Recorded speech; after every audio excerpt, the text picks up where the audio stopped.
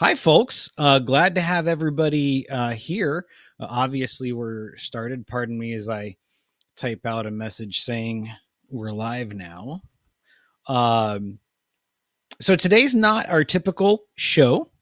Uh, Today was really intended to be more of a decompression, a debrief, if you will, from the weekend that was Lorcana, or rather Disney Lorcana North American Championship weekend. Um, Before I say anything else, once again, Ryan, Luke, Team Labyrinth, Breezy, thank you so much for being here. Again, supported us from day one. Really appreciate you being in the audience once again. Um, so yeah, this was really going to be kind of a celebration of having the three of us together and for the first time and just kind of go over what we saw and what we experienced. And then right off the bat, that didn't happen. Uh, Universe It conspired against us didn't. one more time. Yeah, we missed you, Daniel. I know. The universe can't handle all three of us in the same That place. must Right? be what it is. So I guess, Daniel, tell us about what the experience was like from your end, because most of us were there that are listening right now.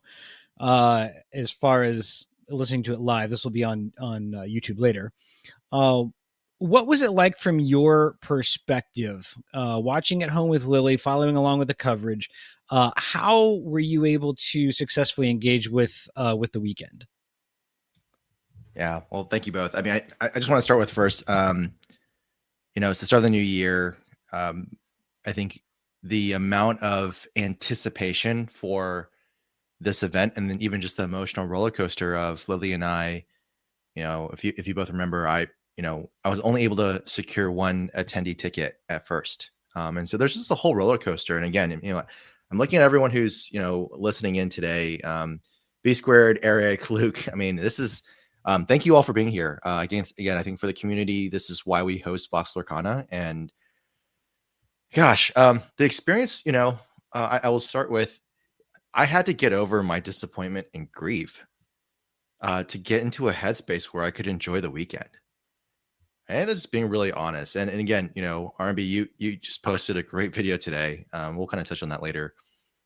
But I just want to start with that. I think, TCGs and playing Disney Lorcana has taught me how to create space for myself. Right? It helped me improve in my day job, right, at work, and how I make decisions and how I look at things strategically. And so I just want to start with that, right? Like it was not easy to not be there, right? Lots of disappointment. And especially because I think so many people are rooting and working for us to be there. Now that the event's passed, I will say this, and this is a huge shout out. The reason why Lily and I were actually able to go, it wasn't because I got off the attendee waitlist. It's because Luke, Wonderland, decided to give me his +1. I mean, that's so you can imagine my own heartbreak of not just disappointment for myself, but in a way, almost feeling like I'm letting down other people. Okay, so I gave myself about 20 hours to grieve. I told my wife that. She gave me this space. And then once I got through that, I was excited. I think I gave myself a to-do list of things I wanted to do to positively create space. I hosted my own spaces. Adara popped in for that. And then, I created this positivity. And, ultimately, had a nice little watch party for day 2. And gosh, it was fun. It was awesome. I have to say that because there were so many content creators, so much family in Anaheim, I felt like I got to follow along this particular event more so than I was able to at any of the other DLCs that I missed.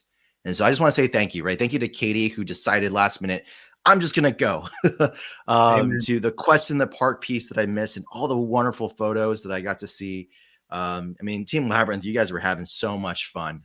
It was just, I could see the fun oozing and all the magic. And then, so that's Thursday, and then to Friday, the LCQs and the heartbreak, right? And the craziness. And I'm getting Discord messages and trying to piece together what's happening. And then the excitement and then the wins leading to Saturday and then Sunday. And gosh, I mean, we could spend all night talking about just the ups and downs. I actually want to just, again, shout out Eric, who's been on Vox Lorcana before, did a great job kind of capturing both the emotional kind of roller coaster of the weekend. And so, sorry being long-winded, but just, yeah, you asked. It's a lot. But again, thank you so much for the community for being there. And again, for the audience who's joined in, I'm excited to engage with the community tonight and just chat about the entire experience. And Rebecca, you had certainly a different perspective than both of us from kind of being staff there. How were you able to engage both personally and professionally and enjoy all of the activities in the weekend that was? Yeah, it was, first of all, like a weekend for the books, right? It started off with the Quest in the Park event that I put together along with Enchanted Kim, Lorcana Librarian, Sarah, and Liam and Aaron from the Illuminateers. And Thursday was more than I could have ever imagined. I was hoping that we would have 10 or 15 people there, maybe 20. And I'm sure that many of you saw the big picture that we took with all of us in front of the castle. And there was over 60 people in that particular picture. But throughout the day, not everyone made it to that castle picture. There we had over 70 people that participated in some way or another. And when we were sitting there taking that picture in front of the castle, I literally almost cried because I was like, look at this beautiful thing of all these people who love Disney Lorcana, and we're all enjoying this day together. So that was just the best way to kick off the weekend of celebrating this game. And then, of course, the weekend full of all the exciting events. Mickey was there, which was great. I was so excited Mickey was there.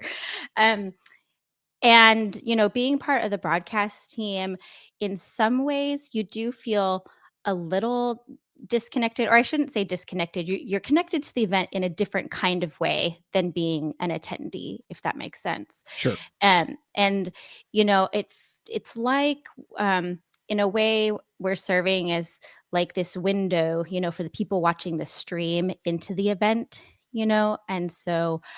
And I, of course, was sharing my own content, like on my Instagram account and everything, and trying to connect with people that I've met over this last year through, the other Disney Lorcana challenges and online, and then sharing that experience. And then, of course, talking with the players and watching the games. I was watching a lot of the games backstage too, like some of the games that weren't on stream even. And gosh, what an exciting event, watching all these players that we've seen throughout this whole season. And like you were saying, Daniel, like the ups and the downs and the drama and everything, and heartbreak, disappointment, of course, and then thrilling moments and excitement. And it was just an incredible weekend. And then being the one on stage to call the names of those winners and bring them out on the stage and having the crowd just cheering for them was a really cool moment to be a part of that, and definitely something that I'll always remember. And yeah, this community just never ceases to amaze me. Everyone is just so generous and kind with their time and their talents and everything. So I couldn't have asked for a better experience. It was truly wonderful. I think the weekend was exactly what it needed to be. Yeah, I think the thing that makes me the most sad, actually, and I know we're going to talk about this, but was leaving not knowing the next time that we're all going to see each other again. Yes. Yeah. That makes me the most sad. And may as well hit on it now. We had 8 more qualifiers for Worlds this weekend announced. We had 8 people qualifying for an event that we don't know when it's coming. We thought we did, and now we don't. We just know that it's coming. It's like, okay, can they make plans? Because this is expensive, right? Like there's real world ramifications. Yeah. Yes, they've qualified, but so far I don't think that Ravensburger or Disney has paid for accommodations or airfare or any of that kind of stuff. So the logistics have to get worked out, and that takes time and money. Yes. Brandon and I got the wonderful opportunity to do the announcement of Lady and the Tramp coming to the game, which was really fun to do. And the art is gorgeous and everything, all that. But until the moment that Brandon and I knew what we were announcing, I would have bet money that we were getting World's dates announced this weekend. I know some people didn't think it was coming, but I would have bet money that World's information was going to be announced this weekend. So I was shocked that we didn't. I mean, I've seen people posting online that they're like holding off making plans with their family to wait on when Worlds is going to be. Airline prices, tickets are going to go up the closer we get, so it's not like easy for people to just be like, oh, it's next month. Great. Book a trip to Orlando. Yeah, it's pretty disappointing, I think, that we don't have that information yet. And my guess is Ravensburger is similarly disappointed that they haven't or can't announce that. I've got to believe they want to get that information out as soon as possible. Like, I don't think they're just sitting on it like some malevolent sprite, right? Like they sure. they want to let people know, and so either there's some reason that they're not giving it to us. I have to give them the benefit of the doubt there. But that being said, to your point, people got a plan. Airfare gets expensive. When is the Sydney or the Australia DLC? I believe it's at the beginning of February. Okay. Yeah. So if it's the beginning of February, you really want to give at least 2 months, bare minimum 2 months, preferably 3, to get international stuff worked out. Really, you want 3, but let's just say 2, right? For the benefit of this discussion. That puts it absolute earliest, early April at this point. And Daniel, you've speculated there's going to be Asian DLCs as well. Is that correct? Yeah. I mean, it's all speculation, right? I kind of wrote a post as I was just pondering and waiting for hopefully some information, given just how, I think for me, it's the trigger of, wow, we have unexpected DLC with a ticket to Worlds, the first Worlds. Wow. Okay. Like, what else might we be waiting for? I think the big logistics question is simply going to be how fast will, China and Japan markets have, access to all the sets, right? Again, with Australia and New Zealand, we saw, I think, they obviously launched set 1 and then they very quickly ramped to set 5 over the span of the I think, is there going to be a concurrent release of set 7 and everything just ramps to that? I'm not sure. I think someone mentioned, who's been kind of following the Japanese launch that's coming up in about a week, right? That they're going to be kind of pacing the sets every 2 months. So that's definitely an accelerated release, but every 2 months doesn't quite fit with my theory, getting us to June, July. So I'm not sure. Again, I think it would be nice to have, a roundish number, right, of a bracket of, 32 or 64. But, anyone's guess at this point, right? Yeah, it's definitely an unknown. Certainly would have liked that. Glad we got the lady art, I suppose. That's nice. Like, I'll take more is better than less. It's great art. She's vibing. It is. She's great. An era. And that sent Rebecca off on a deep rabbit hole. Tinfoil hat theories. Yeah. We're getting dual inks and all sorts of stuff, right, Rebecca? The art, but the moment that I saw that lady art, I was like, shape language. I'm like, that's the emerald shape and that's the amber shapes. And they don't do stuff like that on accident, you guys. So we shall see. Down this road before. We've been down this road. I know that stitch card was very tricky, but there was no shape language in that one, I will say. It was just the colors that people were going off of, but you didn't have the amethyst shape language in that one to point to it. And that's what stands out as different. So yeah, I put my tinfoil hat on and we shall see. We have 2 months, 8 weeks to speculate. Maybe we'll get some more artwork and hints between now and then. We'll learn some new tricks along the way, right? New tricks, exactly. Yeah, the thing that also is, I'll say this, but I want to circle back and hear about Scott's experience. Is we didn't get a lore cast in December, which would have been right about the time in the release cycle that we have gotten a lore cast in the past, and things that we still haven't seen are we haven't seen any full card reveals, which we would have in the past seen. We haven't seen the starter decks. We haven't seen the trove. We did get accessories and the new gift set that's all featuring art from previous sets. So we are very, very much lacking in any information about the upcoming set compared to what has been shared from Ravensburger in the past. So I find that really interesting as well, and kind of a bummer. Yeah, it's weird. So I'm one of the weird ones that if spoilers were never to come, I'd be fine. I'd be just as happy ripping the packs and seeing the images and cards and text for the first time, because even when spoilers happen, the way my brain works, I'll think a card is cool and then I'll forget it exists until it's in my hand. Fair.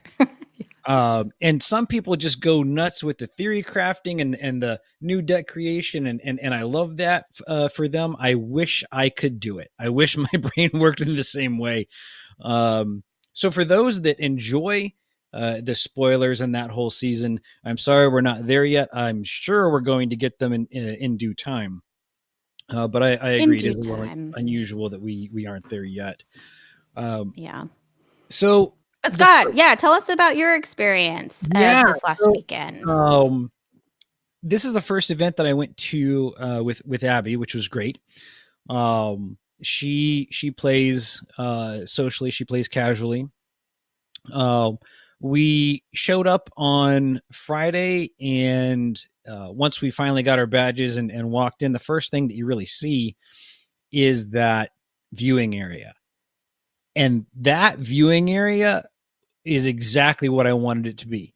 Maybe a few degrees warmer. That might have been nice. But other than that, I mean, it's comfortable chairs, big, huge screen, good sound. We could hear what was going on for the most part. It was a little bit more difficult on Sunday. But that's, that's kind of the theater-esque feeling, the big show feeling that you would want for a Continental Championship, and hopefully it's similar, if not bigger, for Worlds. You want that kind of celebratory feel, and then concluding the weekend with the confetti cannon at the end. That was kind of fun as well, because you see that with championships and athletics and whatnot. So that was a nice little touch. But I had shared before with a couple folks. I think I shared this with Eric.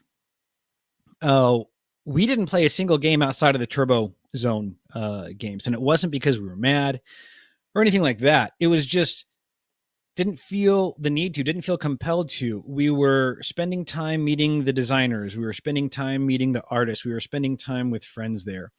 And that was really the focus. Saturday, we watched coverage. There was no prize wall. And so I found that for me personally to be a little bit, maybe a small cause for lack of motivation to play, but I didn't feel like I missed out on anything. It just didn't feel like that competitive playing for me was something that I needed to engage in during this trip. For me, it was really the family reunion aspect. Getting to know more about the artists. Saw Katie in line randomly, encountered Batlin from Twitter and Blue Sky in line. She was playing next to me when I was playing Fletch at Pack Rush. Fletch interrupting seemingly that half of the convention with a very loud "Look at this family" when he played or drew "Look at this family" during Pack Rush. And it kind of drew Ryan's attention as he was sitting there. Kind of like, what are you doing, Fletch? Let's take it down a beat. But that was super fun. But what made the weekend for me was Sunday dinner after everything. Getting to spend time with you and with some of the other casters. That's what I meant by Lorcana means family. It's priceless, and I wouldn't change that for the world. So if you were part of that, thank you. It's moments like that. It's moments like the quest in the park and that photo, even though I wasn't a part of it. I encourage everyone to go to experience that. Find a way to go to one of these events, even if you don't have a ticket. Hang out in the lobby, play with randoms, be a part of it on the periphery.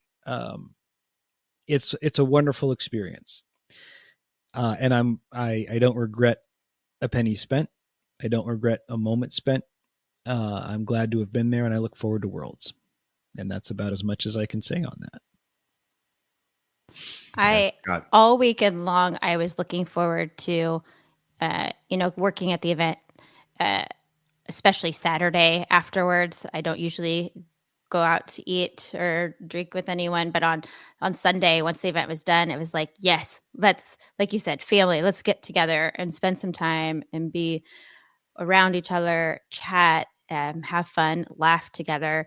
And that's honestly, it was like you said, when we first got on, it was oozing fun and magic. Yep. Well, we have our guest for this evening, finally able to join us fresh off of travel, and I'm glad that he's here.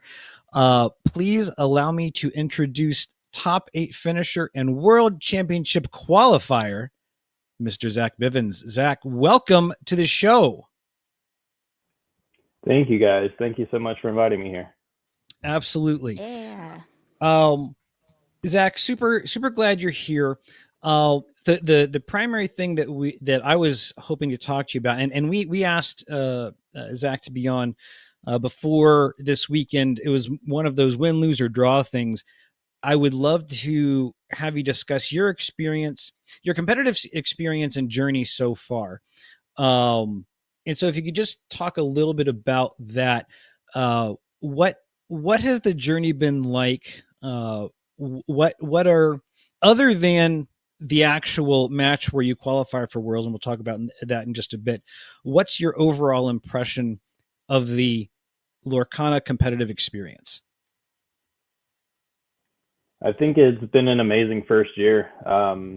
Everything you could ask for from a first year. I think there's definitely things to be improved upon, but I'm definitely not going to complain with what we've received from the first year. I think it's been amazing. So I've been pleased with everything. I think it's all been fantastic, honestly. That's good to hear. So you journey through, you labor through several of the DLCs. You're a top finisher multiple times. You qualify for Continentals that way, in fact. It was through a pass down, I believe, correct? Yeah. And then and folks have been rooting for you from the beginning. You're the people's champ, although I heard from Enchanted Kim a new one describing you as the people's princess, so that was kind of fun. Haven't heard that one before, so that's cool. Yeah, that was new on me as well, but she was eager to share that. You make day 2 through after a grueling day 1. You work through the first 2 games. You're tied 1-1. You finally clinch the victory in the 3rd game. There's a moment where you know that you won, and then it hits you that it wasn't just the win. It kind of appeared from the outside that the emotions were overwhelming when it sunk in that you were now a world championship qualifier. What was that moment like? Take us through that, please.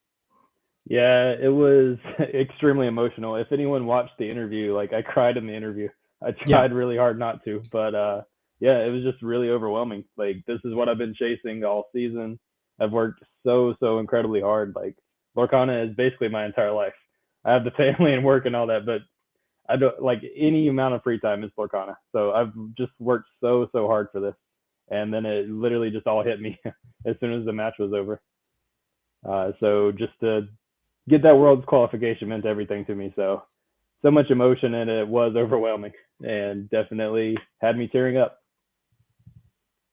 Zach, most of us who've been following your journey for a while know that you spent a lot of time in Pokemon. You were quite competitive in Pokemon, and in fact, I'm noticing now that your X profile no longer mentions anything about your past accomplishments.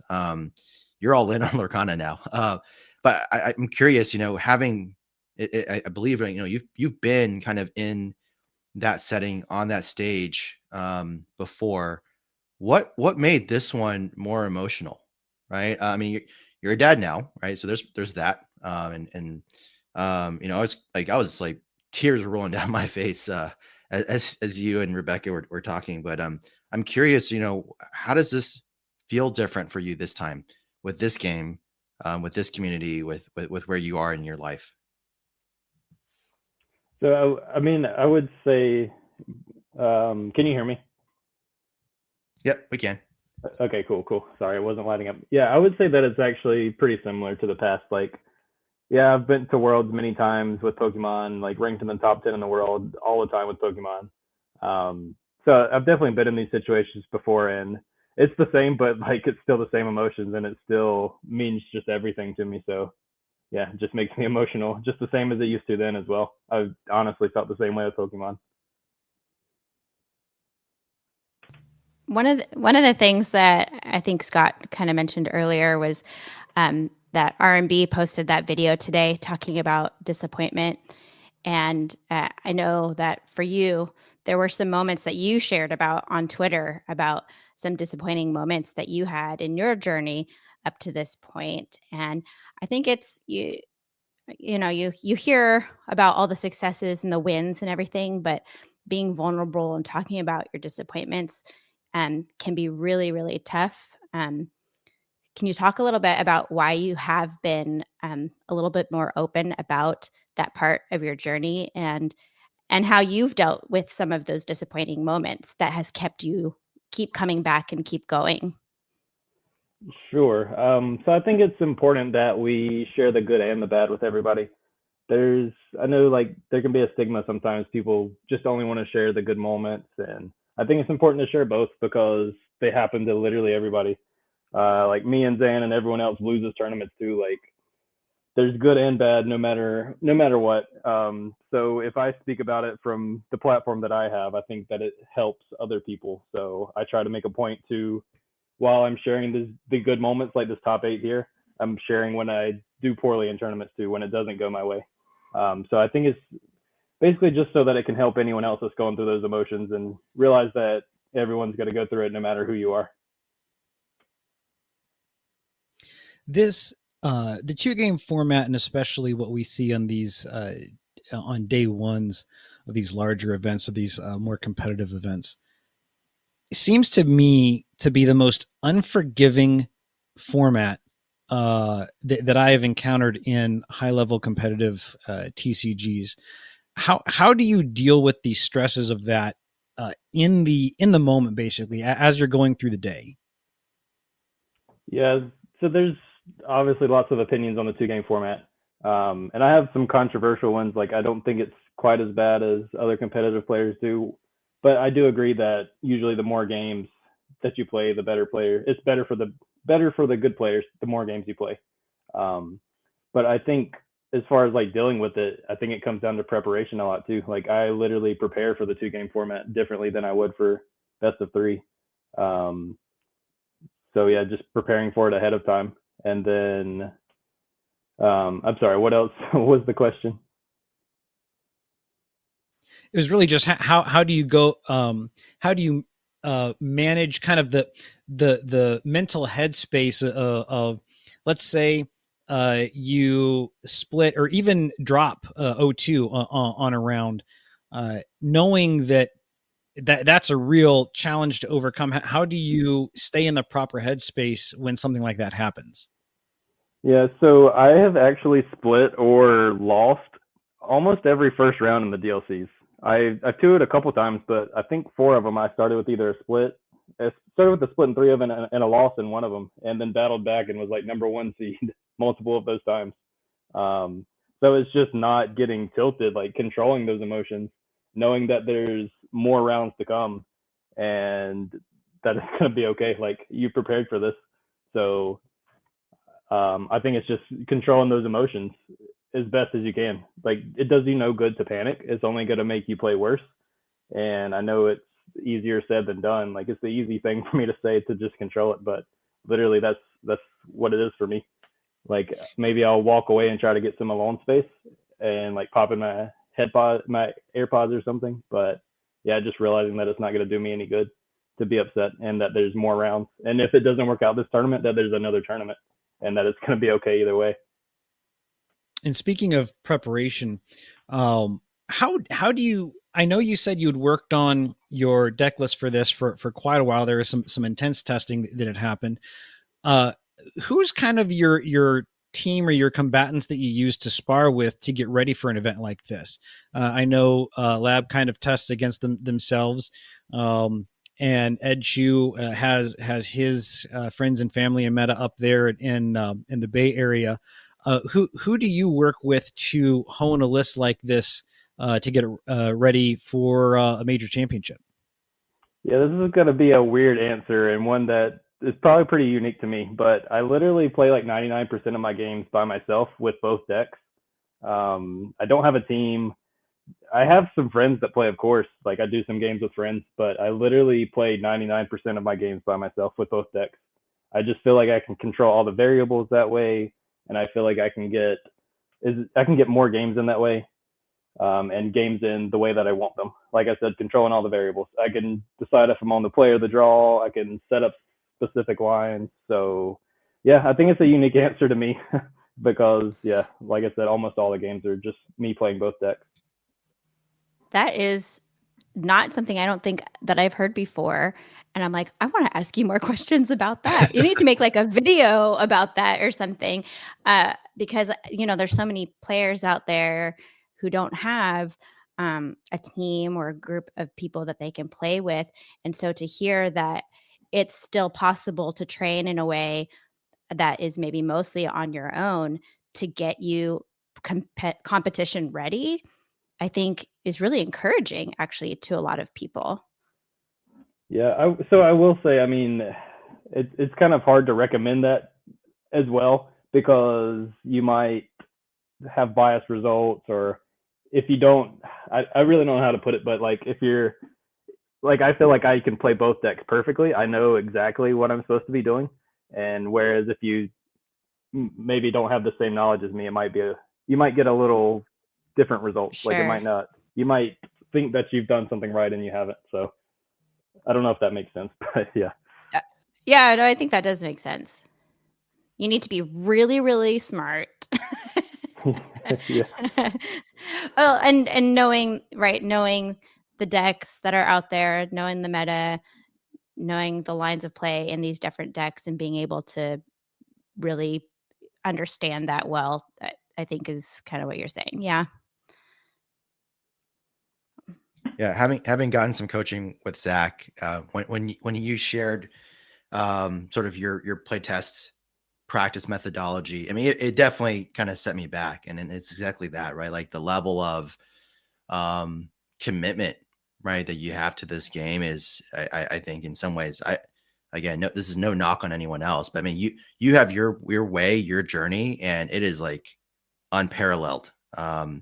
And it's also, inspiring, right? When we've been able to chat, both in the how do you prep to what do you do when you get tilted? I think that was one of my first questions that I asked you when I was prepping for, I think that was like maybe like set 3 champs, was how do you recover from being tilted? And the truth is, it's no different than any other environment you're in, right? Whether it's a professional setting, you're at work, whatever your work is, if you're someone who works on the front line and deals with customer service, or if you're someone who's in a executive, for Fortune 500 company and you're dealing with, a really tough, tense situation, all the techniques are the same, right? And it's just like, I don't think I never really connected the dots. I'm like, this is a game, but it's a sport, right? And all those pieces really align. But I very much appreciated just learning about, how you operate. It's not necessarily the way that works for everyone, but I think it's inspiring to hear. Yeah. Do you remember what I had told you on how to manage the tilt? Yeah. It was, have your AirPods, right? Have a song track, to go to. I actually remember, my second set champs, I was playing Steel Song. I lost to Ruby Amethyst deck. They dropped 2 Queen's Castles and I just couldn't recover from that. And I just had to walk away. I mean, I was so close. I was at 19 lore. That would have helped me go to, I think, 4-0. And I just had to, I literally went to the bathroom. I popped in AirPods and I just cranked up some music. And then I put some water on my face and then, it's just like, okay, on to the next one. But I think there's something about like that physical water on your face. I think Zan talks about this too, right? There's certain things you can do. There's breathing techniques. There's other meditation exercises you can do, whatever you need for yourself. I mean, I think there was one set champs where I just had to do, I use Balance. It's a meditation app. I just pop that in and they have one that's like a 2-minute reset. It's literally just called a reset. And I've used that one a few times now. So that was your advice. That's awesome. For me, like the main thing is just keeping everything in perspective. Like I talked about a minute ago, like I just tell myself there's always another round and there's always another tournament, and like it's a game in the end. So it's going to be okay regardless. Did you find, Zach, that this time, because I know your family was there, did that make the experience any different for you, having them there in person? Yeah, it felt awesome to have them there, of course. It definitely contributed to the emotions. Like when I walked around for the interview with you and sat down and heard Avery saying "Daddy, Daddy," like like through the big screen. Yeah, so it was special for sure. Yeah, that was gonna make me cry. I was like, "Oh no, my eyes, they're sweating." So project forward to next season a little bit if you can. What are some things that you would like to see incorporated into the next competitive season? So for me, I'd want things like that, like the highest level of competitors would want. I know it's not necessarily the best for everyone. I would like the 2-game format system. If we keep the 2-game, which I'm okay with keeping at the DLCs, I would like to see more rounds played to eliminate some of the variants. Because when you play 9 rounds of best of 2 and then you cut to single elimination top 64, that's kind of brutal, and it creates a lot of variance that doesn't need to be there. What I think should be done, and this is just from a competitive standpoint, you play like 9 rounds day 1, and then you have like 5 or so more rounds day 2 of Swiss rounds, and then from there you can cut to a top 8. Like you can cut straight to a top 8 from there after all of the rounds. And that eliminates the variance of single elimination, top 64. Like, I know everyone would say it, but I literally think I would have made at least 3 top 8s at DLCs if we had this kind of system, to where it eliminates the variance of I'm the number 1 seed and now I get 2 unplayable hands in top 64 and I'm out, and like that sucks. I could win 12 straight games and none of them be close, and then the variance gets me. So I would like to see variance removed in as many ways as possible. That would be my number 1 thing for sure. I think they've done a really great job of upping the production value every event, and which was my main critique in the beginning. Like in Atlanta, the feature match was just hidden behind a curtain. There was no viewing area. There was nothing. And then now if you look at North American Championships, the production value is insane. So I think that they've done a good job of improving on everything as we go. So really no complaints there. Just from a competitive player standpoint, I would like to reduce variance as many ways as we could. What were your thoughts on them? Because I think I heard that there were no intentional draws allowed. at North American Championships. What were your thoughts on that? Yeah, that's right. I think I was upset that they had announced it the day of. Like, we should have known beforehand, Right, in my you should- opinion, because that's a very big deal. 100%. And then I feel like it's not okay to have a different format than European Europe had. Championships. If you have two Yeah. tournaments that are feeding the same event, it's not fair to the players to have different rule sets for it. So I wasn't really happy about it. That's Switching fair. gears a little Yep. bit, Zach, you know, what does being part of the Disney Lorcana community mean to you now? I think it means a lot to me. Like I said, Lorcana is like literally everything to me. And the platform that I have, I think I can do a lot of good with it. So it means a lot that I'm able to represent the game in the best ways that I think I possibly can. I try from the beginning, I've tried to just spread kindness and try to bring everyone in that I can and help them enjoy it in whatever way they do. Because not everyone is like me and just only cares about like competitive stuff. People want to enjoy it in every way, and I think that we should all support each other no matter what way that is. So whether you are like me and spend your entire life just grinding out games, or if you just want to collect the cards and have fun, like I think we should all be treated the same and all support each other in doing it. I think that as long as I've been aware of you as a player in this community and known you online, I've seen nothing but kindness and generosity from you. And, I was fortunate to have Caleb do a coaching session with you, which was wonderful. I think you're so generous with your knowledge of the game too, with players. And I'm so appreciative of you being a part of this Disney Lorcana community and so many other people that we see on this call tonight. And Scott always says this, it's not one person, it's all of us together making this community what we want it to be. And so to have people like you that are intentional about creating that welcoming space is really, really wonderful. Yeah, thanks. I think it really matters for sure. So I appreciate that. I can 100% say that Lily and I would not be as engaged in this game if it wasn't for some of those early interactions, Zach. So I mean, you've heard me say that before, but I just reinforce it again. Well, that's awesome to hear. So Zach, after the competition was over, I saw that you made your way into Disney. Saw a photo of you with Woody. Who are your favorite Disney characters? Yeah, so Toy Story has always been my favorite. So Woody and Buzz for sure. They're definitely there. And I like Hercules too. So Toy Story and Hercules for sure. Hercules is a surprise. You like Hercules? Yeah. Yes. Well, if you don't mind sticking around for just a couple more minutes, love to throw this open to the audience for questions. If anybody out there has questions for Zach and wants to chime in, now is the time. Just go ahead and ask to be a speaker, and we'll get you promoted. While we're waiting, how is Avery? Can I ask a question? I was going to say, yeah. How was it? How was your daughter with Disneyland? What was her experience? She loved it. It was amazing for her. She got to meet so many characters: Minnie Mouse, Daisy, Pluto. Pluto's her favorite, so she was thrilled to see Pluto. Nice. Yeah, she loved it.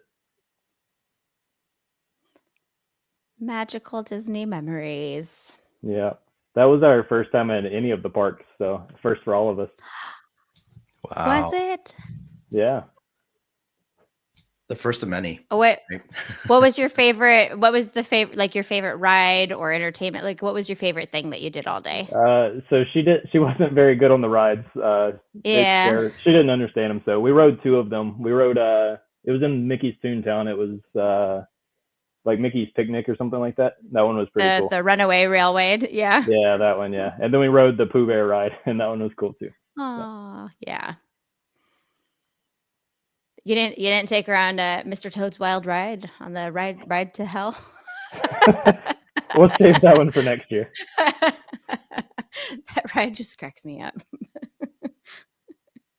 Oh, so Zach, as you've kind of been playing over the past months competitively, are there any deck archetypes that you either haven't seen and would like to, or would like to play, and they're just not really strong enough to crack into the meta yet?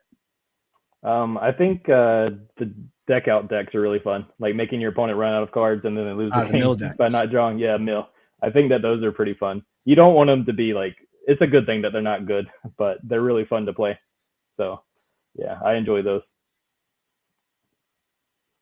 But I think we pretty much have everything. Like we saw our first real burn deck in Seattle with the Ruby Amethyst burn. Yeah, and I think pretty much everything else I can think of we've seen throughout this first year.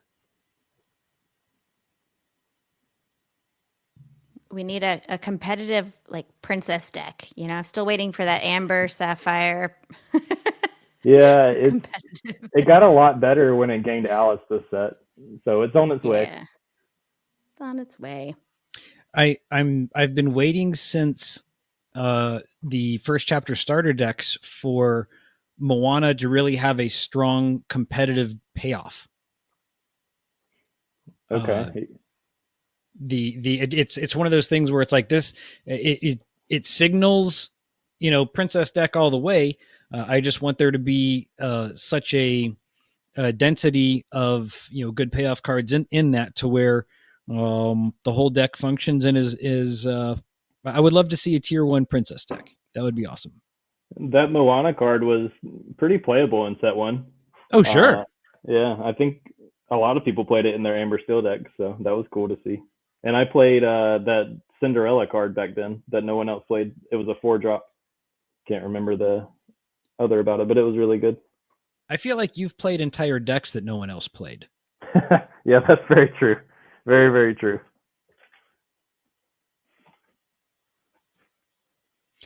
Yeah, so far, no. Hoping that Moana. I'm like, I'm just wondering which Cinderella. Oh, Cinderella. Yeah, 4-drop, Singer 5, 2/5. I'm like, which one is he talking about? And then you can just exert to remove up to 3 damage from chosen princess character. There you go.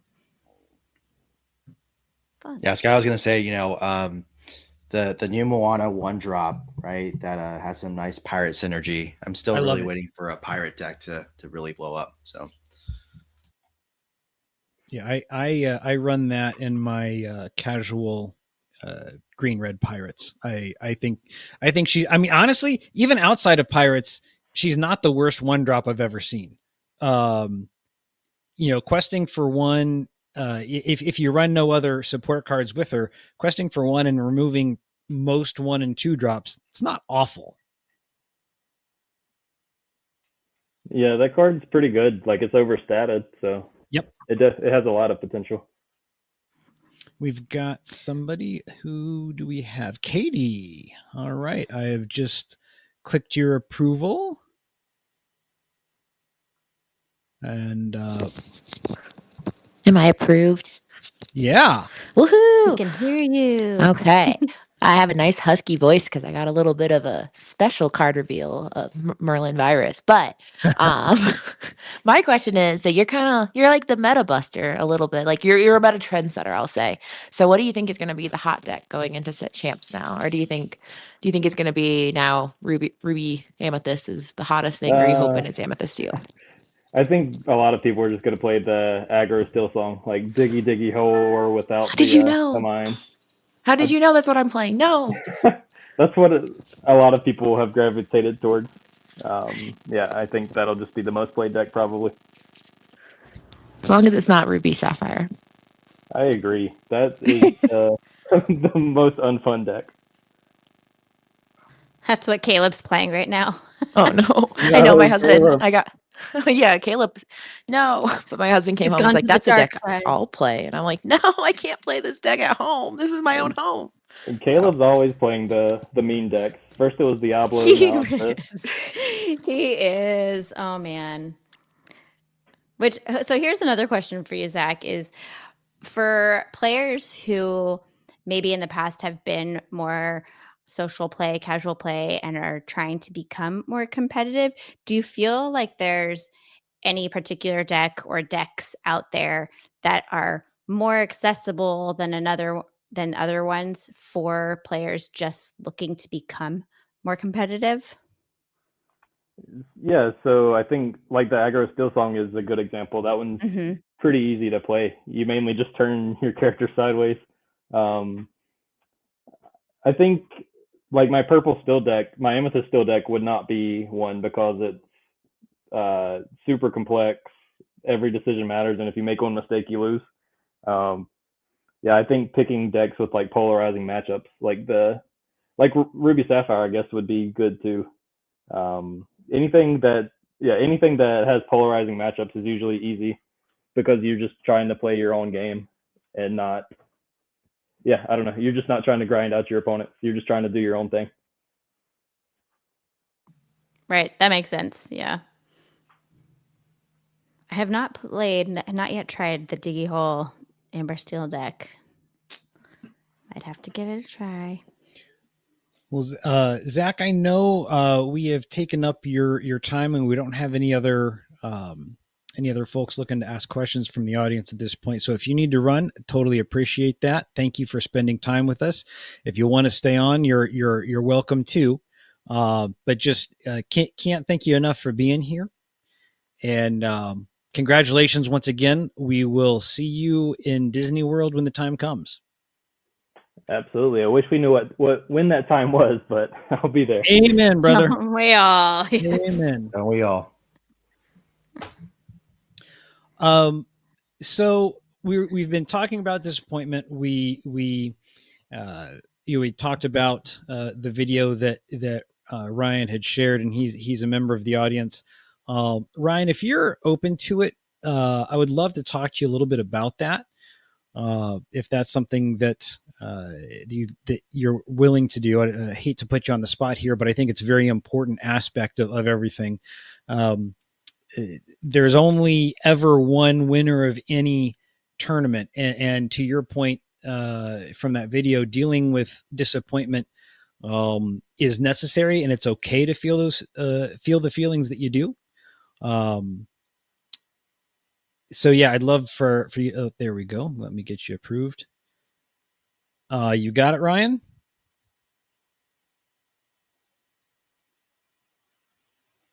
Maybe. Hello. Hey, Ryan. Hey. There we go. Hey, y'all. So first off, thank you so much for posting that video and sharing that with us, being vulnerable with really the world, to be honest. What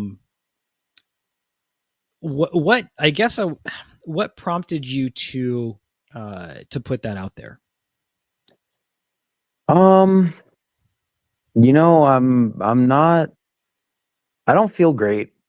I haven't been in a great headspace since this weekend, and I'm trying to find light in darkness. And usually, the way that I can do that is by helping others. And if I'm feeling the way that I'm feeling right now, that means that, law of large numbers, other people have either felt that way before or are feeling that way now.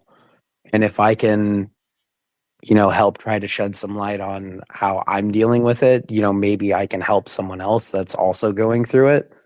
So I always find joy in, trying to help out the community. So yeah, it's okay to be upset. It's okay to, be disappointed in yourself and in your performance. And I think that if this were in any other, community that I've been a part of, throughout the course of my life, I don't think that I could be vulnerable. I don't think that I would say anything. I think I would just bottle it up and keep it inside.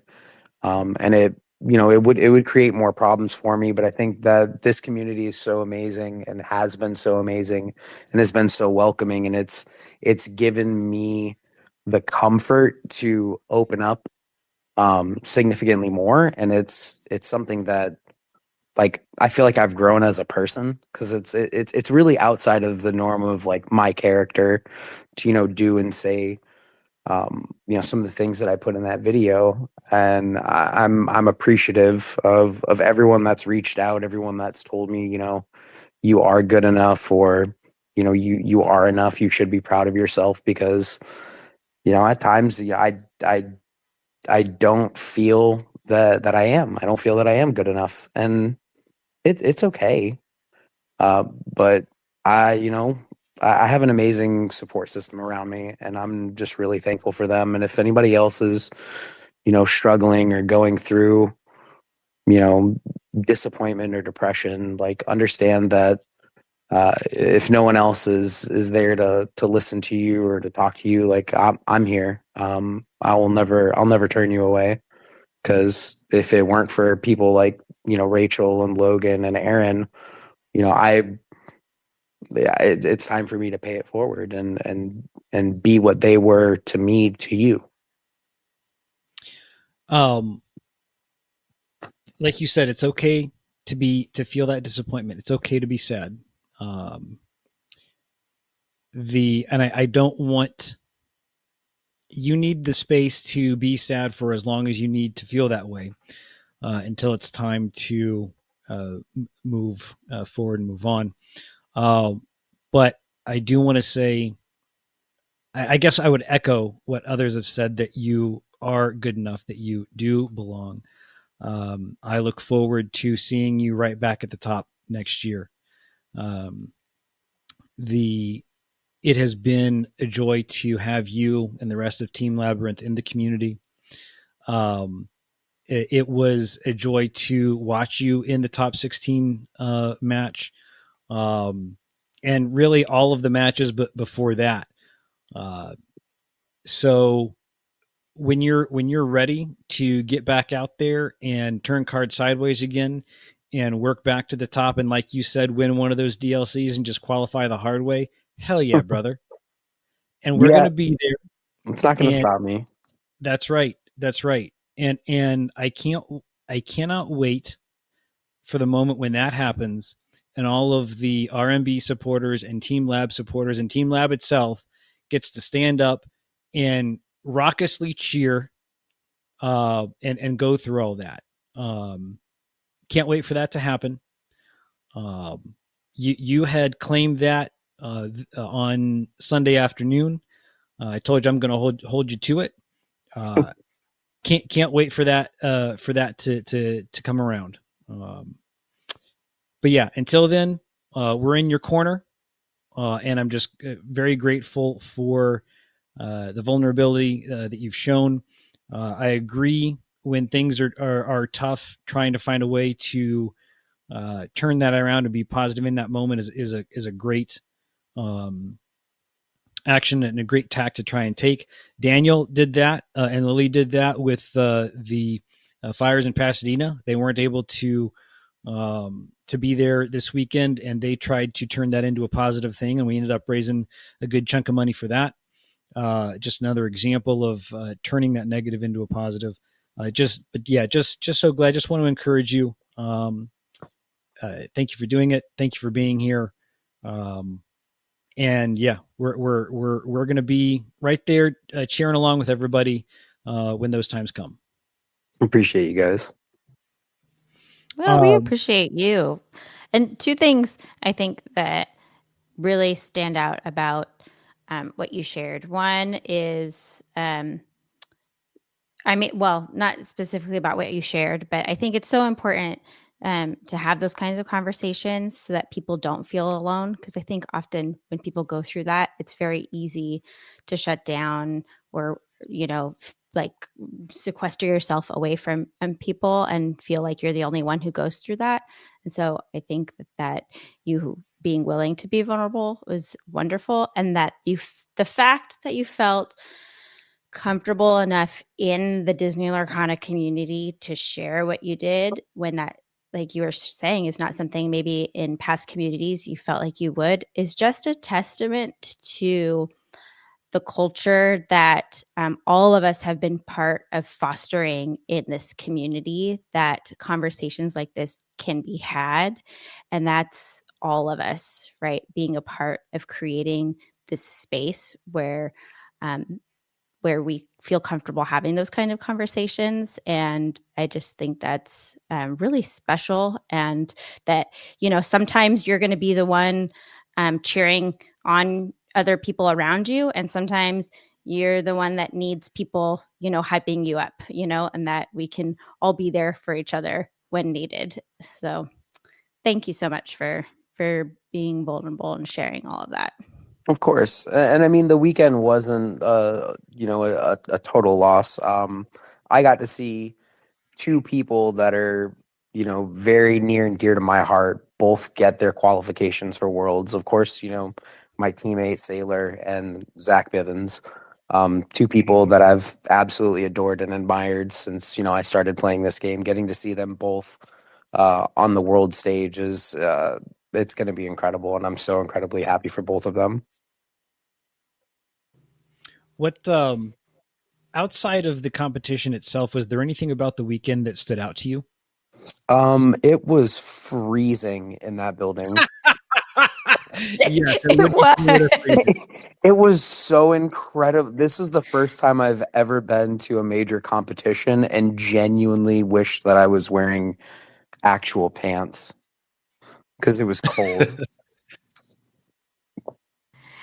You heard it here first. R&B was not wearing pants. No, I typically don't. I'm almost always in shorts. Like unless it's like 10 degrees outside, like you're gonna catch me in a pair of shorts. And I was in shorts and I was cold. It was chilly in there. Someone, what's interesting, pointed out that on Sunday it seemed colder, which I would agree. Sunday did seem colder, and that it didn't seem like the room was as full. There weren't as many bodies in the room on Sunday as there were on Saturday.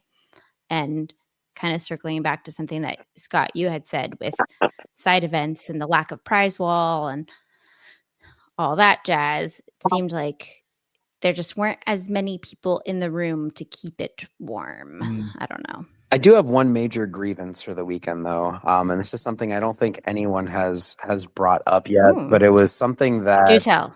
It was something that I was like really unhappy with. So for top 16 competitors, we were entitled to, some amount of prizing from making day 2.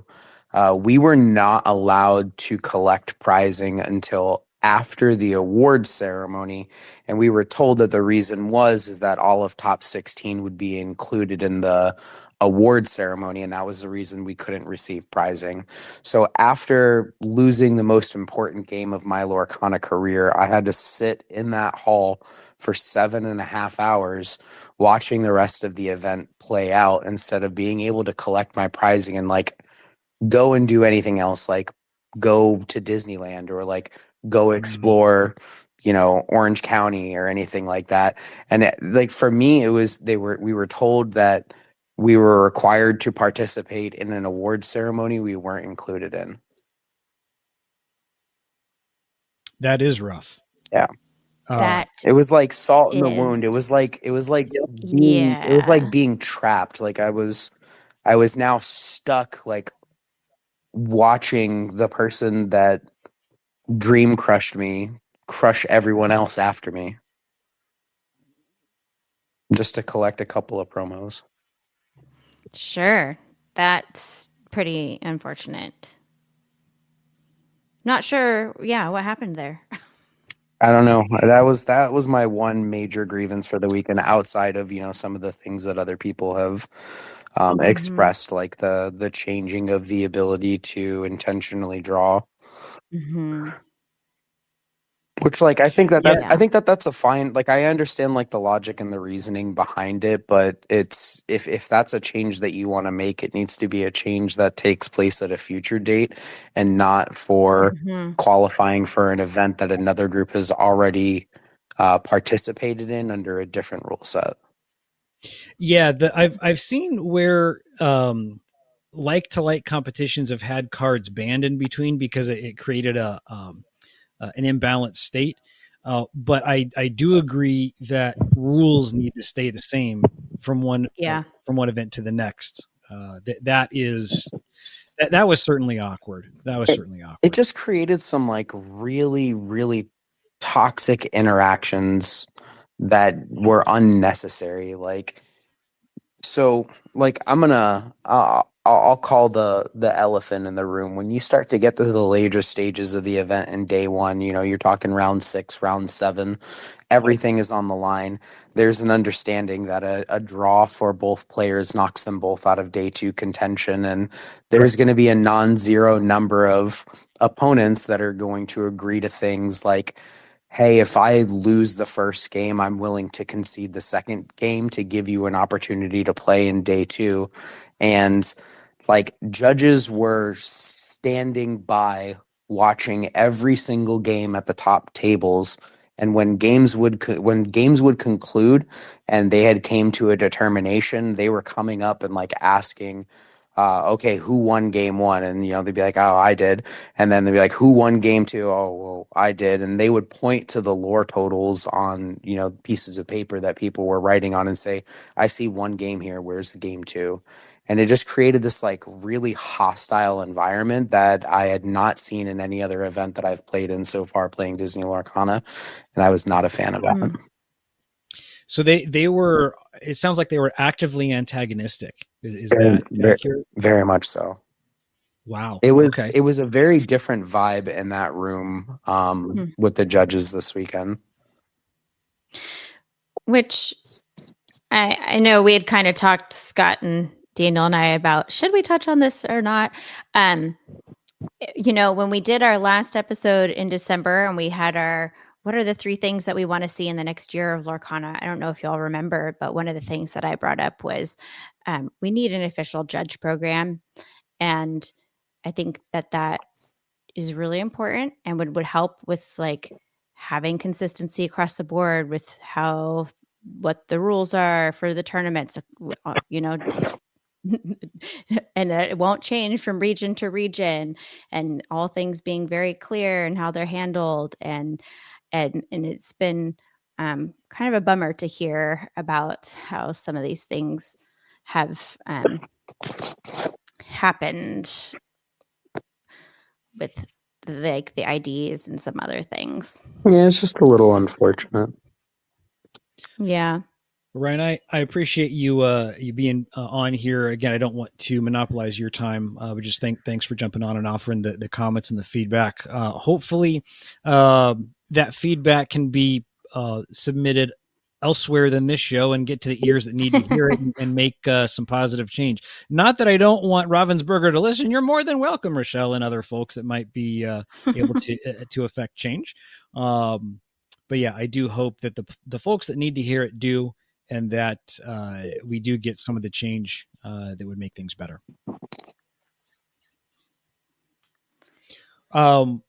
So I know we've got Eric out there, and Eric from The Gamer, he has attended multiple Pokemon World Championships. Eric, if you're able to jump on, I'd love to hear from you how this event compares to some of the Pokemon Worlds, things that were good from your perspective and things that maybe could be improved from from the perspective of making it a spectacle and a proper celebration. If you are able to jump in and comment on that, that would be awesome. And really, for anybody else that has anything to say, I would love to hear kind of your big takeaways. You've kind of heard from us and what we experienced, but I would love to hear from the audience how the experience of the weekend was for you, and what impressions you're left with. Let's see who we got here. All right, we've got Eric jumping on. I just sent your approval, so hopefully that comes through here momentarily. I will say, while we're waiting for Eric to jump on, that venue at the Disneyland Hotel, obviously not every single Disney Lorcana Challenge can be held at the Disneyland Hotel. Sure. But it was gorgeous. It was beautiful. And for the people who went to the other challenges, I will say that the events that were held in hotel rooms, so Chicago and Toronto, just felt more to me like what a Disney Lorcana challenge should feel like, being in that kind of environment versus like just like the cement blocks, you know, that some of the other events were held in. I know Totally that can't agree. always be helped, but I would love to see more of that in the future if they're able to secure venues that are more of that Disney feel to them. I completely agree. Yeah. Eric, it looks like you're promoted. So let's hear from you. What how do you think the event went, and what can maybe they do differently or add or subtract? Can you hear me? Yes. Cool. Yeah. First Welcome, of all, Eric. hey everybody, thanks for having me. I had Hello. such a good time this weekend. I had such a good time spending time with Rebecca too, and watching the matches. I thought that this was a remarkable step up from past events, as it should be. Of course, you were sort of talking about how it compares to other big events like Pokemon Worlds, and I would say this was a step in the right direction. It had a lot more pomp and circumstance. It felt a lot more like an event that would appeal to different kinds of fans, different kinds of players, and not just for the competitive players that are playing in the tournament. I think the viewing area was beautiful. I think it had plenty of space for the kind of attendance they had there. I don't know if anybody brought this up yet, but the broadcast itself on that screen was constantly dipping in and out all weekend. And it made it kind of really unpleasant to watch at times. I know that it fully dropped out during the finals, like even the stream did, which is unfortunate. And I know that those kinds of things do happen, but like when they started broadcasting on Saturday morning, it was choppy and it never improved. And I would like to think that that would be a priority, you know, like Sure. We're all there to watch the games, and the games are unpleasant to watch because they're constantly freezing. Daniel, real quick, I'm curious because I know that that's how it was in the venue, and I agree it was frustrating. Was that happening on the broadcast stream that you watched from home, Daniel, as well, where it was like freezing and kind of glitching a lot, or was that not? Was that just for us special there? Yeah, I didn't get to catch as much of day one, but certainly for day two, we watched it, every single second, and there was no glitching that I recall. So seems like might have been a local issue. I said we watched day one from our hotel room, and the stream quality was fine. There was no choppiness like there was at the venue itself. That's really interesting. Yeah, it's really too bad. I mean, I'm glad, right? Like that's great news that because there's way more people watching online than there were there at the venue. But like the people that came all the way there, a lot of us wanted to see those games. Absolutely.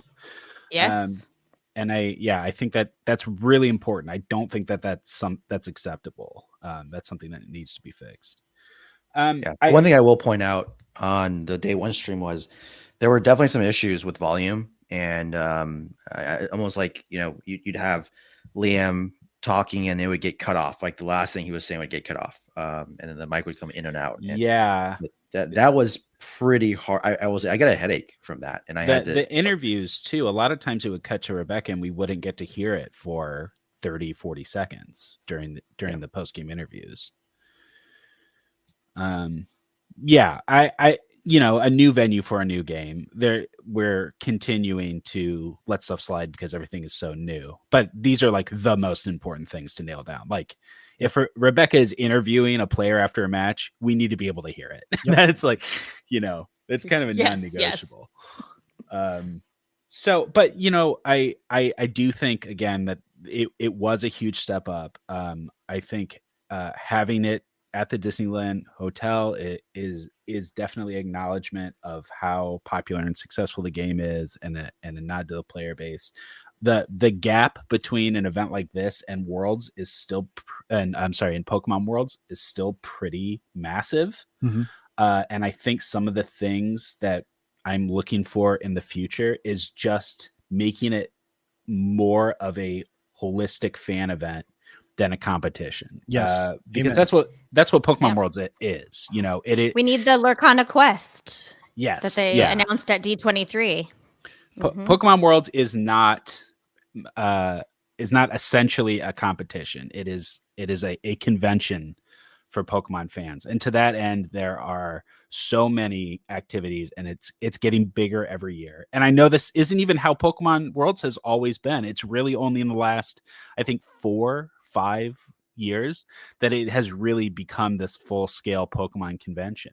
But you will find things like the Pokemon Carnival, where kids are playing games and they're taking pictures with Pikachu, and we got to take pictures with Mickey. I thought that was a very cool thing to do this past weekend. But Pokemon does parades, it does drone shows and fireworks, it does screenings. Like there's theater. I know that there's a theater in that hotel. We could have been having just Disney movies playing all weekend. Like that, there's a lot of creative things that can be done and should be done. And I hope in the future that there's, you know, we're still working with like 3 vendors, even at the finals here, there was maybe 3 vendors. Like there should be a whole wing of the convention center for vendors. There should be an artist alley. Yes. You know, like I know that these are like, you know, pie in the sky, like ideals, and there's things we need to work towards. But I hope at least that these kinds of things are the goal. Yeah. And if anyone could get there, it's Disney, of right? course. That's the thing. Yeah, we know what we could expect. Yeah. You know. And the fans will show up for it. Yes. The thing that stood out to me about what you said is over the past 4 or 5 years, it's become more of a full convention. It's more of a full celebration. It's not just a competition. We've seen that trend with Magic as well, where the Magic Fests have a full kind of commander play area, and they're even command fest, just conventions specifically for the more social format. So at Magic Fest Las Vegas, it was a Pro Tour event, and it was all kinds of other play besides that. And you've got your artist alley, and you've got vendors all over the place. So you've got 2 of the biggest TCGs kind of going that route, celebrating the holistic experience, the holistic game, the holistic fan experience.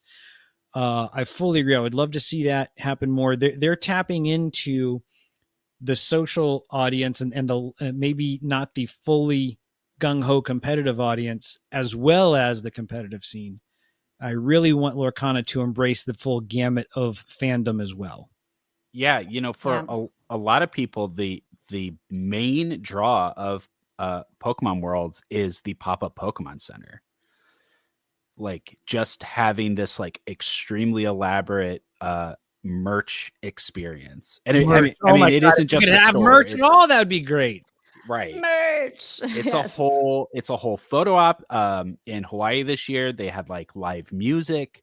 They had Bear Walker signing skateboards. It's a whole like experience, and we can't even buy a Lorcana t-shirt. You know, Fletch wearing his ink symbol t-shirts all weekend was just killing me. We it there in front of we us. Shouldn't have to make our own. You know, we shouldn't have to like violate copyright. I was going to say nobody violates copyright, Garrett. Come on now. I was chatting with someone. Oh, go ahead. We shouldn't have to put like Ryan in a position to have to sign some like bootleg Lorcana stuff, right? You know, and people do because they love the stuff, and he does, but that puts him in such an awkward spot. Sure. And this is a totally solvable problem. Yeah. I was talking with someone over the weekend and saying, you know, at Disney Lorcana, one of the things that people have to remember is that it doesn't exist on its own, right? Disney Lorcana exists within the ecosystem of Disney fandom. It's an extension of this entire community and fandom with the parks and the movies and everything that comes with Disney, all the merch, you know, all the lounge flies and the Disney bounting and the everything. And then we have within that context, then now we have this trading card game, which is an extension of that Disney fandom that has a competitive game component to it, but it still exists within that whole ecosystem. Yes. And so that's something that as the game grows, as we get more events, as we get Lorcana Quest someday, hopefully, whatever that looks like, is really bringing that aspect into it, and that it's not like Disney Lorcana does not exist in a silo, right? Yes, that's the word I was about to use too, because it was hard not to notice. This weekend we're at the Disneyland Hotel. We're at Disneyland. The hotel is full of guests visiting Disneyland. It's full of Disney fans. And I'm seeing parents, families, fathers approach the ballroom and say something to the effect of, I don't know, it's some kind of card game, and then walk away.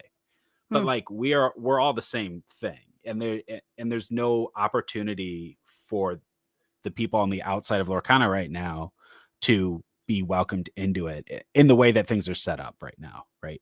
But a merch room, some kind of pop-up would bring those people in, and more experience it, more photo ops, Mickey visiting, that kind of stuff is what like opens that door so that people don't walk over and go, I don't know, it's some kind of card game thing, and then walk away. Because those people should be coming in and checking it out. Right. At a bare minimum, have a learn to play kind of marketing area outside the convention proper, so that non-ticketed folks can come in and get a taste. Yep. Yeah. That's such a great idea. I love what's funny that's is the idea actually. Go ahead. Go ahead, Rupert. Yep.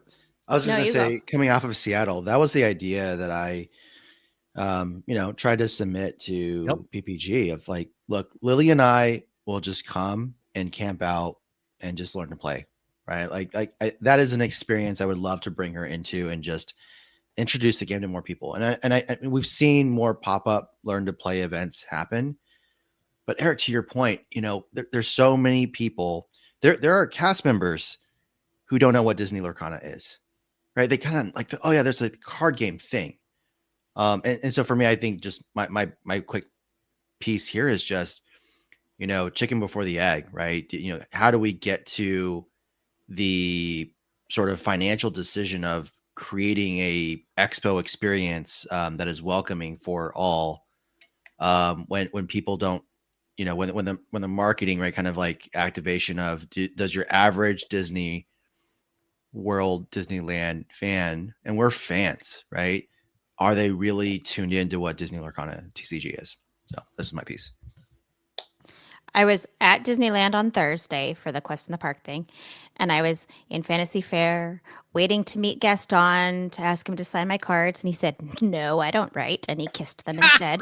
Anyway, but as I was standing in line and I was getting my cards out, there's a family in front of me, and the dad kind of was looking over, and he finally asked, he's like, what are those cards that you have there? And I told him about the game, and he is like, well, now I have found my new thing, immediately. There was no question. He's like, Disney card game? Yes, I'm in. He's like, where do I get them? And I actually had an extra starter. I had packed a couple starter decks with me, and so I gave him one. And so it's the people are out there. The game is going to grow, and I'm hoping that the momentum that has been built with this game up till now, 6 Lorcana challenges here, 4 in the UK or in Europe, these Continental Championship events, that momentum can just keep going and expanding, because I think there's so much potential for this game. Yeah, absolutely. And again, first year organizing the event at the Disneyland Hotel, just pulling it off, having a seamless-ish event is success enough. If next year it was ran the same way, I would really be disappointed. Sure. Yeah. Yep. Fully agree. I think a lot of us are kind of giving them a first year pass on some of these misses. And I definitely agree that I would like to see improvement next year. We've already talked about those improvements, but yeah, I do think, frankly, there's a need for it to be bigger and better next year. But as for this past weekend, I left fully satisfied from what I was looking to get out of it. I tend to agree. Yeah, Yeah, I think so I too. was very happy to see progress. Yep. I was very happy to see, okay, this is a bigger, better version of a DLC. And that's what I want it to be. I guess the biggest disappointment is just not getting that announcement we were all expecting. Yes. And I know we can only speculate. And it's also easy to assume the worst when you have no information to work with, which is something I kind of wrote about in my recap.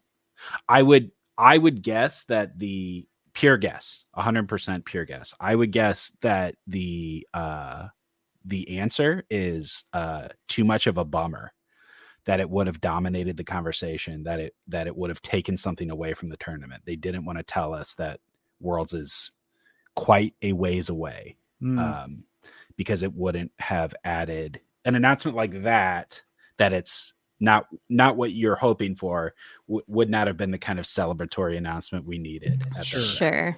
That makes sense. Yeah. So is your gut telling you that it's going to be more like July, August? Pure speculation. I know nothing about anything. Right. All I know is that we're towards the end of a fiscal year. I know that. And that we didn't get an announcement at the most appropriate place to get an announcement. So my guess is that it's going to be later in the year, that I'm guessing past July, which means also to not expect the next season of competitive to start up until after that. Ooh, so good point. Yeah, pure guess. I don't think that we're going to have any events anytime soon, unfortunately. And that would be so disappointing if that was the case. Yeah, that's a tough thing, not just from holding us over to the next event, but this is a time when you've got kind of a TCG explosion. You've got Gundam coming, you've got other card games proliferating. You've still got One Piece, the League of Legends game. That's the one I was thinking of. You can't afford to have a letdown right now. It certainly would be a loss of momentum. Yeah. And I wouldn't be surprised if people moved on to other games. But that's the way it works. People moved on to Lorcana from other games, right? Sure, exactly. You sell out and you move on. And there's so much momentum right now that I think that would be a mistake. Yeah. What's interesting is I know that we've talked about, and people have speculated, maybe they're pushing back Worlds so that they can qualify more people from China, Japan, new markets. One of the things that I have speculated is, Epic Universe or whatever it's called at Universal is opening in like May, the end of May, and June, is like the big opening. I'm like, I wonder if they're like going to do it then, because Disney World will be expecting a dip in attendance. And so it might be a good time for them to book space. And that's one of the things that I've speculated. That is an interesting question, because I agree. But also at the same time, part of me is like, well, who's going to Orlando and not going to Disney? Aren't you? Sure. Don't you do both? But yeah, maybe not. I don't know. Well, hopefully we'll hear something sooner rather than later. I know we talked about it earlier on this call that, there are so many people, competitive players, casual players, the people who have qualified for this event that are just waiting for those dates, and even a month at this point would be helpful. And so hopefully Ravensburger will have something for us soon. While we're all here, I wanted to take a moment to shout out a couple of things. One of the tweets I saw that was interesting about the weekend and really kind of post weekend is Luke Wonderland had tweeted about how he has gone through at least 6, if not, I can't remember, 6 or 7 competitive events and come out without being sick afterwards. and he speculated maybe the mask actually works. And so that's something that we can take into account. There was several other competitors I know this weekend and participants that are now feeling ill. Con crud is real. It happens. And that's just kind of a general term for all the bugs that get transmitted at these things. So if you're inclined, maybe take a page out of his book and mask up and see if that doesn't help you stay more healthy at some of these things. Also, we've talked about making space at these events and including more casual or social players, making it a more holistic fan experience. On that note, Riley on the socials is has started a soft launch for a casual Discord server.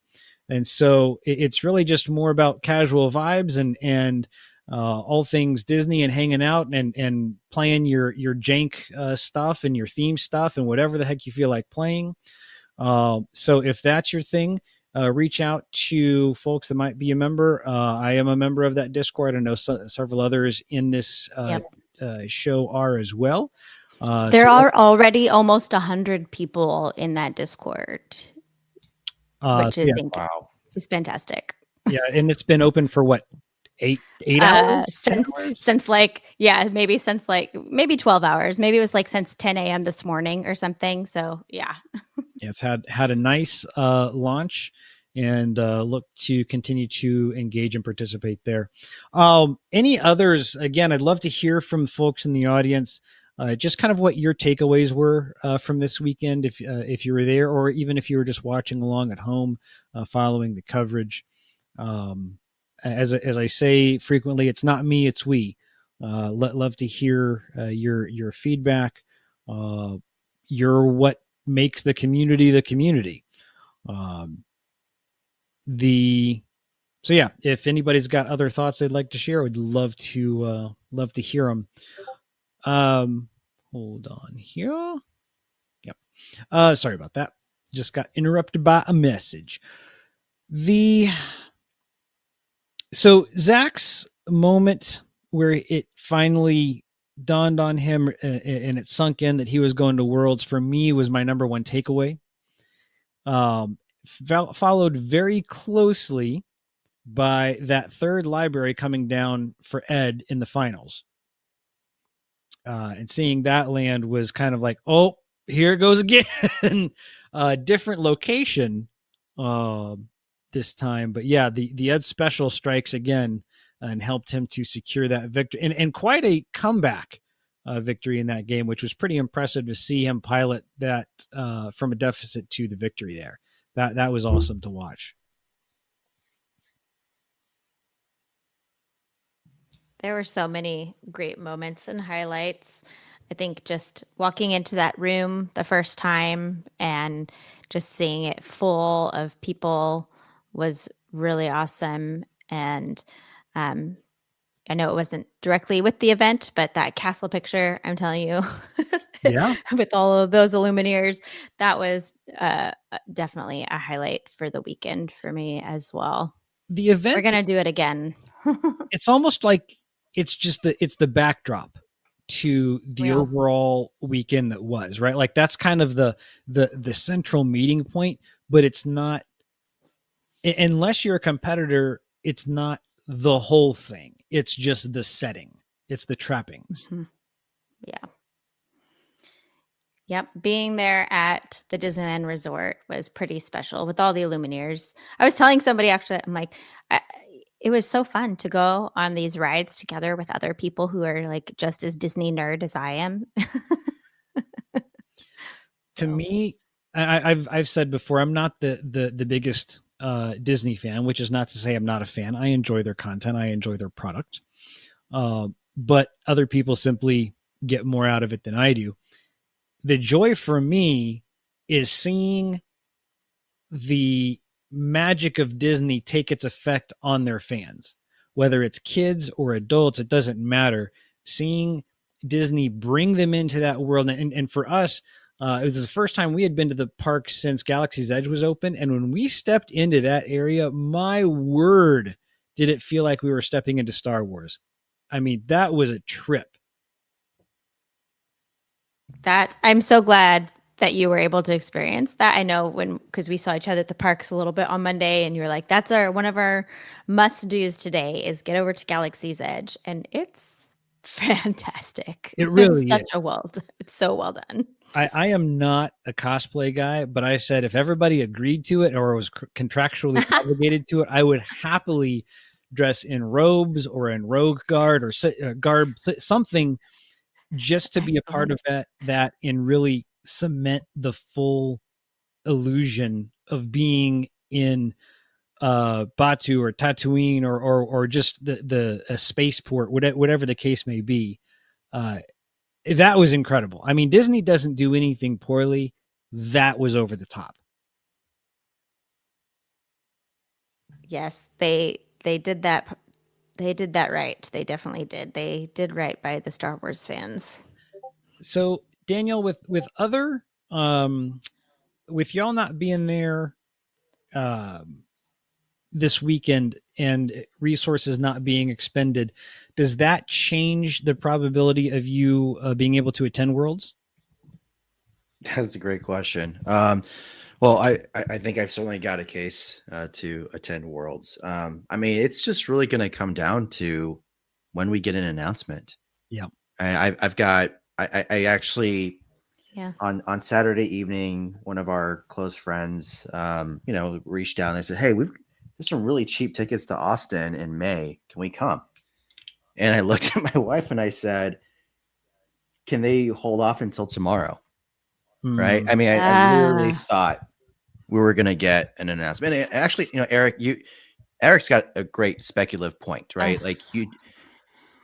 Ravensburger has done a fantastic job, I think, of timing communications and having a sensitivity to those pieces. So again, I have to believe that there's reason, there's cause. But yeah, it's not the most convenient. And again, I'm not even a competitive player who's going to go play, right? I mean, this is just, I'm there to go support and cheer and be part of the fan experience, which again, I hope, with the extra time that we get, something that's even more so than what we experienced in the North American Championship, right? That is the hope I hold on to, right? But yeah, I've got 2 work conferences in April.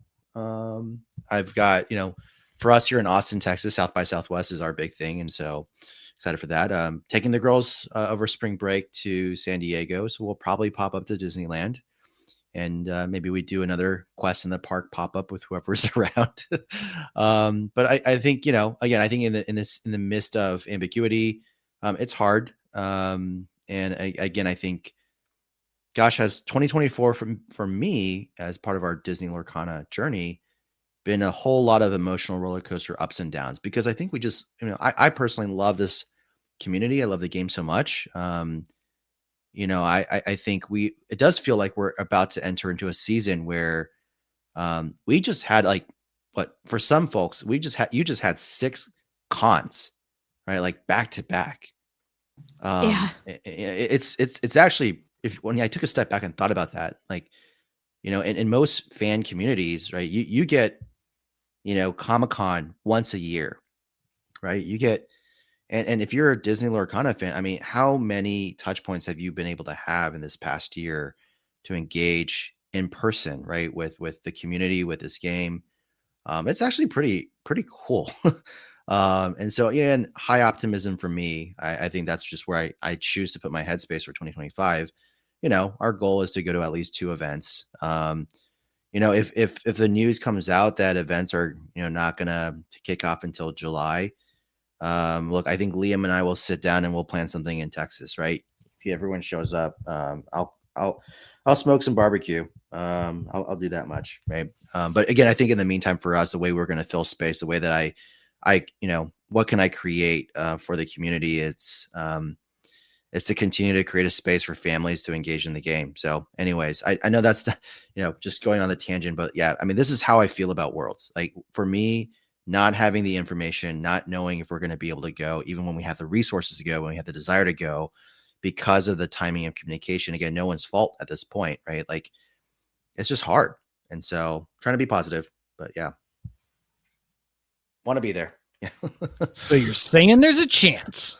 Yeah, of There's course a chance we could all three be in the same spot at the same time. maybe. It'll happen. It'll happen. Yeah, I am holding space for that. I am with you that I want to get to at least 2 events per year. I will try to make it a point to play in 1 DLC competitively per year at least, and I would like to attend a second one.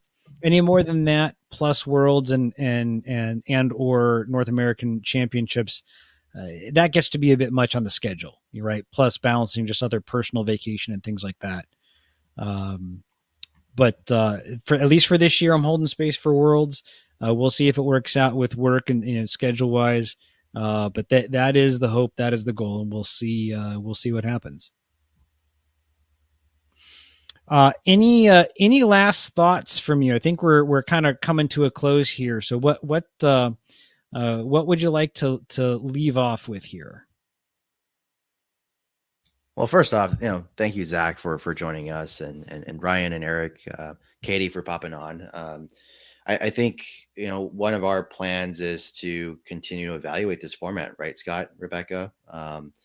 I think we've been on X Spaces for a good while, and I don't know if we want to just kind of chat a little bit about that as we wrap. Yeah, so we're working on transitioning to going straight to YouTube and Twitch, and getting off of Spaces, which will definitely alter the vibe a little bit, it'll alter the format a little bit. On the one hand, we lose the opportunity to bring on folks like, well, I shouldn't say completely lose, but it's a little bit more difficult to bring on folks in an impromptu fashion. It can be done. It has been done. With the platform we're moving to, it's just not quite as seamless. On the flip side, we'll have the ability to at least chat directly and see chat and comments live. And my take, and I don't know, Daniel, if you have a different sense, that folks seem to be a little bit more willing to engage via typed comments rather than voice chat. Does that ring true for you? Yeah, I think it's just the format and audience. I think, it'll be fun to test it out, try something different. I don't, we'll see, right? Again, as a community, please let us know, right? DM us, let us know how you feel. And we're just excited to continue to create space for us. Thoughts from you, Rebecca?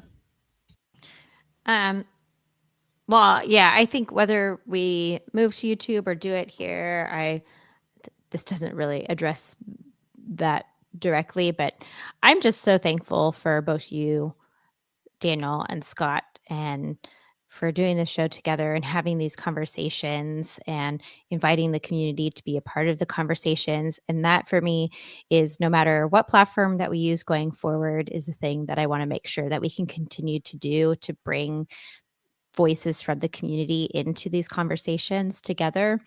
And so I know that we'll figure it out. And maybe it won't be as seamless or smooth as this, but we'll make it happen, because I think we all really value all the voices that we have in this community and want to keep lifting them up. Agreed. The goal is still to continue to have this be a monthly show. There's been no discussion of changing the schedule, which is typically, obviously this time outstanding. Typically it's the first Wednesday of the month. So that would put us on February 5th for the next show. And we're going to work towards a new platform for that.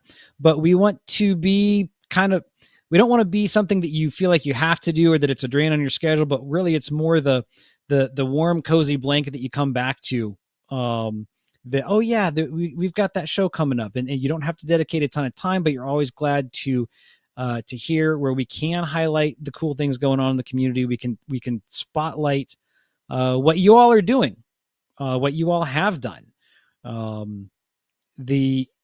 That's really been the most joyous part of this for me is looking at how the community is engaging with the game and building the community itself, and highlighting the folks that are just doing cool stuff with that. That's been the most fun, and I hope we can continue to do that and put those spotlights on those events and activities. Yeah, we will.